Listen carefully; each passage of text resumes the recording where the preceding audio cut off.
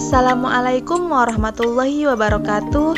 Halo teman-teman, jumpa lagi dengan kita kelompok 5 mata kuliah Pendidikan Kewarganegaraan dengan dosen pengampu Bapak Abul Walid SPD MPD. Dalam video ini kelompok 5 akan membahas tentang materi yang berjudul Menggali Sumber Histori, Sosiologis, dan Politik tentang Konstitusi dalam Kehidupan Berbangsa Negara Indonesia. Pepatah mengatakan, tak kenal maka tak sayang.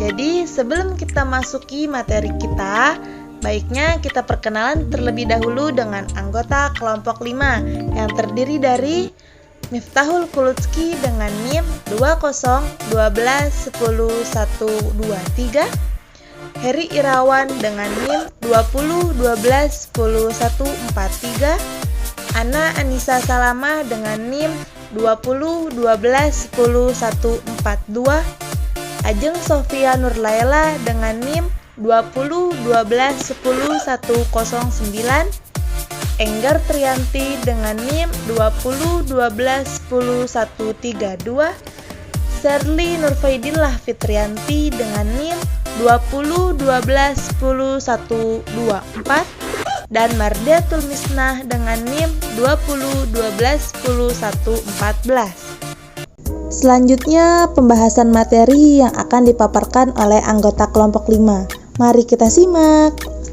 Dari penelusuran historis dengan memahami pandangan Thomas Hobbes, dari pandangan ini kita akan dapat memahami mengapa manusia dalam bernegara membutuhkan konstitusi. Menurut Hobbes, manusia pada status naturalis bagaikan serigala, hingga timbul adagium homo homini lupus, artinya yang kuat mengalahkan yang lemah. Lalu timbul pandangan belum omnium contra omnis atau perang semua lawan semua. Hidup dalam suasana demikian pada akhirnya menyadarkan manusia untuk membuat perjanjian antara sesama manusia yang dikenal dengan istilah factum unionis. Selanjutnya, timbul perjanjian rakyat menyerahkan kekuasaannya kepada penguasa untuk penjaga perjanjian rakyat yang dikenal dengan istilah factum subjectio. Salah satu contoh raja yang berkuasa secara mutlak adalah Louis XXIV, raja Perancis yang dinobatkan pada 14 Mei 1643 dalam usia 5 tahun. Ia baru mulai berkuasa penuh sejak wafatnya menteri utamanya, Jules Kardinal Mazarin, pada tahun 1661. Louis XXIV dijuluki sebagai Raja Matahari, atau Le Roi Soleil, atau Louis yang Agung, atau Louis le Grand, atau Le Grand Monarque. Ia memerintah Perancis selama 72 tahun, masa kekuasaan terlama monarki di Perancis dan bahkan di Eropa. Louis XXIV meningkatkan kekuasaannya Perancis di Eropa mulai 3 peperangan besar: Perang Perancis Belanda, Perang Aliansi Besar, dan Perang Suksesi Spanyol antara 1701 sampai 1714. Louis XXIV berhasil menerapkan absolutisme dan negara berpusat. Ungkapan l'État qu'est moi, atau negara adalah saya, sering dianggap berhasil dari dirinya, walaupun ahli sejarah berpendapat hal ini tidak tepat dan kemungkinan besar ditipkan oleh lawan politiknya sebagai perwujudan stereotipe absolutisme yang dianut. Seorang penulis Prancis, Louis de Rouvray, bahkan mengaku bahwa ia mendengar Louis XXIV berkata sebelum ajalnya, "Je m'en vais mais l'État demeurera toujours," atau "saya akan pergi, tapi negara akan tetap ada." Akibat pemerintahannya yang absolut, Louis XXIV berkuasa dengan sewenang-wenang. Hal itu menimbulkan kesengsaraan dan penderitaan yang luar biasa pada rakyat. Sepeninggal dirinya, kekuasaannya yang mutlak dilanjutkan oleh raja-raja berikutnya, hingga Louis XXIV. Kekuasaan Louis XXVI akhirnya dihentikan dan dia ditangkap pada Revolusi 10 Agustus dan akhirnya dihukum dengan guillotine untuk dakwaan pengkhianatan pada 21 Januari 1793 di hadapan para penonton yang menyoraki hukumannya. Mengapa diperlukan konstitusi dalam kehidupan berbangsa negara? Agar dapat membatasi kekuasaan pemerintah atau penguasa negara. Sejarah tentang perjuangan dan penegakan hak-hak dasar manusia sebagaimana terumus dalam dokumen-dokumen di atas. Berujung pada penyusunan konstitusi negara. Konstitusi negara di satu sisi dimaksudkan untuk membatasi kekuasaan penyelenggara negara, dan di sisi lain untuk menjamin hak-hak dasar warga negara. Seorang ahli konstitusi kebangsaan Jepang, Naoki Kobayashi, mengemukakan bahwa Undang-Undang Dasar membatasi dan mengendalikan kekuasaan politik untuk menjamin hak-hak rakyat. Melalui fungsi ini, Undang-Undang Dasar dapat memberi sumbangan kepada perkembangan dan pembinaan tatanan politik yang demokratis. Dalam bab 3 Undang-Undang Dasar Negara Republik Indonesia tahun 1945 tentang kekuasaan pemerintahan negara menurut aturan-aturan dasar sebagai berikut. Yang pertama, pedoman bagi presiden dalam memegang kekuasaan pemerintah dalam kurung pasal 4 ayat 1. Yang kedua, syarat-syarat yang harus dipenuhi oleh calon presiden dan calon wakil presiden dalam kurung pasal 6 ayat 1. Yang ketiga, pembatasan masa jabatan presiden dan wakil presiden dalam kurung pasal 7. Yang keempat, pemberhentian presiden dan wakil presiden masa jabatannya dalam kurung pasal 7A dan 7B. Yang kelima, presiden tidak dapat membekukan dan atau membubarkan DPR, Dewan Perwakilan Rakyat, dalam kurung pasal 7C. Yang keenam, pernyataan perang, membuat perdamaian dan perjanjian dengan negara lain dalam kurung pasal 11 ayat 1, ayat 2, dan ayat 3.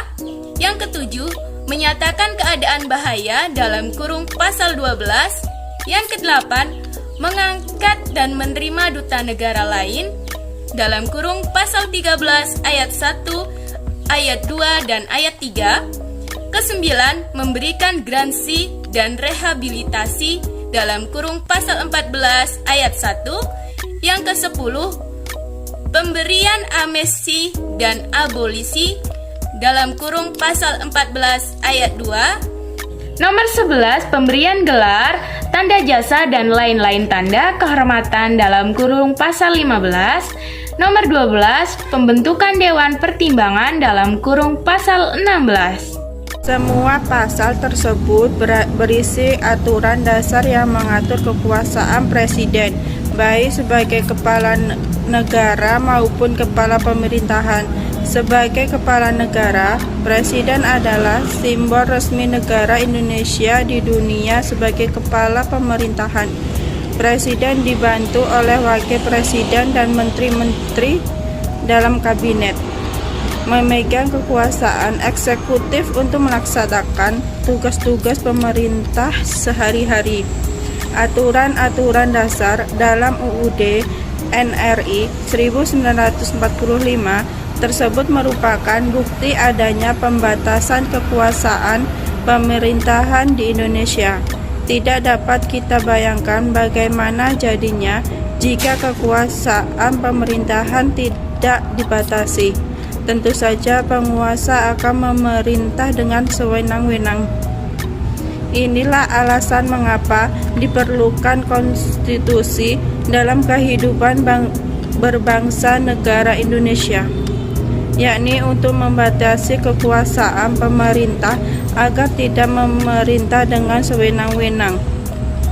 Konstitusi juga diperlukan untuk membagi kekuasaan dalam negara. Pandangan ini didasarkan pada fungsi konstitusi yang salah satu di antaranya adalah membagi kekuasaan dalam negara. Kurnadi dan Ibrahim 1988. Miriam Budiarjo 2003 mengemukakan bahwa setiap undang-undang dasar memuat ketentuan-ketentuan tentang satu organisasi negara, misalnya pembagian kekuasaan antara A. Badan legislatif, eksekutif, dan yudikatif, B. Hak asasi manusia. Yang kedua, prosedur mengubah undang-undang dasar. Yang ketiga, ada kalanya memuat larangan untuk mengubah setiap ketentuan dari undang-undang dasar. Hal-hal yang dimuat dalam konstitusi undang-undang dasar. Yang pertama, organisasi negara. Misalnya pembagian kekuasaan antara legislatif, eksekutif, dan yudikatif pada negara federal. Pembagian kekuasaan antara pemerintah federal dan negara-negara bagian, dan tentang prosedur penyelesaian masalah pelanggaran yurisdiksi oleh salah badan pemerintah. Hak-hak asasi manusia. Dalam Undang-Undang Negara Republik Indonesia tahun 1945, misalnya diatur secara khusus dalam bab 10A pasal 28A sampai pasal 28J. Yang kedua, prosedur mengubah Undang-Undang Dasar. Dalam Undang-Undang Dasar Negara Republik Indonesia tahun 1945, misalnya diatur secara khusus dalam bab 16 pasal 37 tentang perubahan Undang-Undang Dasar. Ada kalanya memuat larangan untuk mengubah sifat tertentu dari Undang-Undang Dasar. Hal ini biasanya terdapat jika para penyusun Undang-Undang Dasar ingin menghindari terulangnya kembali hal-hal yang baru saja diatasi, seperti misalnya munculnya seorang diktator atau kembalinya suatu monarki. Undang-Undang Dasar Federal Jerman melarang untuk mengubah sifat federalisme dari Undang-Undang Dasar, oleh karena dikhawatirkan bahwa sifat unitarisme dapat melicinkan jalan untuk munculnya kembali seorang diktator seperti Hitler. Dalam Undang-Undang Dasar Negara Republik Indonesia tahun 1945 misalnya diatur mengenai ketetapan bangsa Indonesia untuk tidak akan mengubah bentuk negara kesatuan Republik Indonesia, pasal 37 ayat 5. Memuat cita-cita rakyat dan asas-asas ideologi negara. Ungkapan ini mencerminkan semangat yang oleh penyusun Undang-Undang Dasar ingin diabadikan dalam Undang-Undang Dasar, sehingga mewarnai seluruh naskah Undang-Undang Dasar itu. Misalnya, Undang-Undang Dasar Amerika Serikat menonjolkan keinginan untuk memperkokoh penggabungan 13 koloni dalam suatu uni, menegaskan dalam permulaan Undang-Undang Dasar, kami, rakyat Amerika Serikat, dalam keinginan untuk membentuk suatu uni yang lebih sempurna, menerima Undang-Undang Dasar ini untuk Amerika Serikat. Dalam kaitan dengan ini, pembukaan Undang-Undang Negara Republik Indonesia 1945 menyatakan bahwa sesungguhnya kemerdekaan itu ialah hak segala bangsa, dan oleh sebab itu maka penjajahan di atas dunia harus dihapuskan karena tidak sesuai dengan pri kemanusiaan dan pri keadilan. Dan perjuangan pergerakan kemerdekaan Indonesia telah sampailah kepada saat yang berbahagia dengan selamat sentosa mengantarkan rakyat Indonesia ke depan pintu gerbang kemerdekaan negara Indonesia yang merdeka, bersatu, berdaulat, adil dan makmur atas berkat rahmat Allah yang Maha Kuasa, dan dengan didorongkan oleh keinginan luhur supaya berkehidupan kebangsaan yang bebas, maka rakyat Indonesia menyatakan dengan ini kemerdekaannya. Konstitusi dapat berupa hukum dasar tertulis yang lazim disebut Undang-Undang Dasar, dan dapat pula tidak tertulis. Tidak semua negara memiliki konstitusi tertulis atau undang-undang dasar. Kerajaan Inggris misalnya, sebagai negara konstitusional tetapi tidak memiliki suatu naskah undang-undang dasar. Atas dasar kenyataan demikian, maka konstitusi lebih tepat diartikan sebagai seperangkat peraturan tertulis dan tidak tertulis yang bertujuan membangun kewajiban-kewajiban, kekuasaan-kekuasaan, dan fungsi-fungsi dari berbagai institusi pemerintah, mengulasi hubungan antara mereka, dan mendefinisikan hubungan antara negara dan warga negara per individu. Berdasarkan uraian di atas, maka kita mempunyai dua macam pengertian tentang konstitusi itu. yaitu konstitusi dalam arti sempit dan konstitusi dalam arti luas. Dalam arti sempit, konstitusi merupakan suatu dokumen atau seperangkat dokumen yang berisi aturan-aturan dasar untuk menyelenggarakan negara.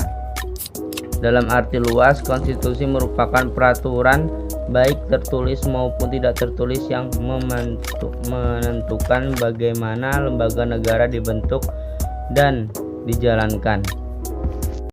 Sekian pemaparan materi dari kelompok 5, kurang dan lebihnya kita mohon maaf. Semoga video ini bermanfaat untuk kita semua. Thanks for watching and see you. Wassalamualaikum warahmatullahi wabarakatuh.